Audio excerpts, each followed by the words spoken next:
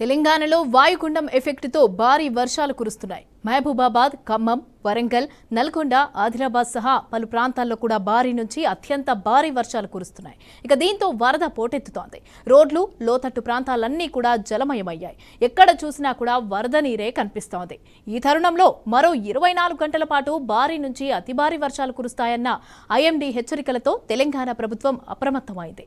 ఇక భారీ వర్షాలపైన సీఎం రేవంత్ రెడ్డి అత్యవసర సమీక్ష నిర్వహించారు. కాగా రాష్ట్ర వ్యాప్తంగా కురుస్తున్న వర్షాలకు 15 మంది మృతి చెందగా 5గురికి పైగా గల్లంతైనట్లుగా సమాచారం. ఇక ఖమ్మం, వరంగల్, నల్గొండ జిల్లాల్లో భారీ నష్టం వాటిల్లింది. ఖమ్మంలో 10 అడుగుల మేర వరద ప్రవహించడంతో కొన్ని భవనాలైతే నీట మునిగాయి. ఇక రైల్వే ట్రాక్లు, రోడ్లు, బ్రిడ్జీలు దెబ్బతినడంతో పలు ప్రాంతాల్లో రాకపోకలకు కూడా అంతరాయం ఏర్పడింది. కాగా ఇవాళ విద్యా సంస్థలకు తెలంగాణ సర్కార్ సెలవు ప్రకటించింది. ఇక అత్యవసరమైతే తప్ప బయటకు రావద్దని కూడా హెచ్చరించింది.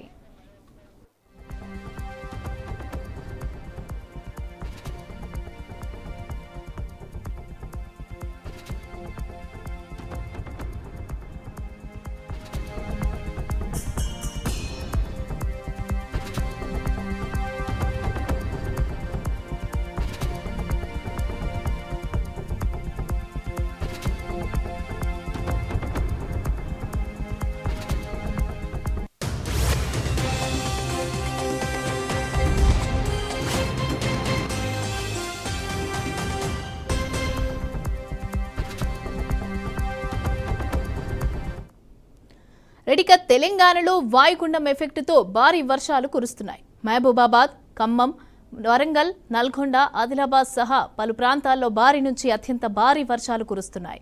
దీంతో వరద పోటెత్తుతోంది. రోడ్లు, లోతట్టు ప్రాంతాలన్నీ కూడా జలమయమయ్యాయి. ఎక్కడ చూసినా వరద నీరే కనిపిస్తోంది. ఈ తరుణంలో మరో 24 గంటల పాటు కూడా భారీ నుంచి అతి భారీ వర్షాలు కురుస్తాయన్న ఐఎండీ హెచ్చరికలతో తెలంగాణ ప్రభుత్వం అప్రమత్తమైంది. ఇక భారీ వర్షాలపైన సీఎం రేవంత్ రెడ్డి అత్యవసర సమీక్ష నిర్వహించారు. కాగా రాష్ట్ర వ్యాప్తంగా కురుస్తున్న వర్షాలకు 15 మంది మృతి చెందగా 5గురికి పైగా గల్లంతైనట్టుగా సమాచారం. ఇక ఖమ్మం, వరంగల్, నల్గొండ జిల్లాల్లో భారీ నష్టం వాటిల్లింది. ఖమ్మంలో 10 అడుగుల మేర వరద ప్రవహించడంతో కొన్ని భవనాలు నీట మునిగాయి. ఇక రైల్వే ట్రాక్లు, రోడ్లు, బ్రిడ్జీలు దెబ్బతినడంతో పలు ప్రాంతాల్లో రాకపోకలకు అంతరాయం ఏర్పడింది. ఇవాళ విద్యా సంస్థలకి తెలంగాణ సర్కార్ అయితే సెలవు ప్రకటించింది. ఇక అత్యవసరమైతే తప్ప బయటకు రావద్దని హెచ్చరించింది.